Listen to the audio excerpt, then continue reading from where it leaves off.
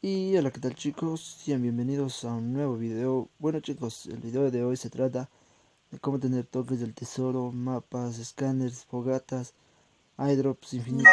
Bueno chicos, lo único que tienen que hacer es irse a tienda, después a canjear y luego de token van al final. Y bueno chicos, miren, aquí está. Este será infinito por 7 días. O sea que si tienes 37 escáneres, de aquí no se va a agotar hasta 7 días. Luego que se pierda los 7 días, si quieres puedes volver a comprar o que gustes. Y bueno, esto es todo por el día de hoy. Espero que les haya gustado. No olviden dejar su like y suscribirse al canal para más videos. Bueno, hasta la próxima.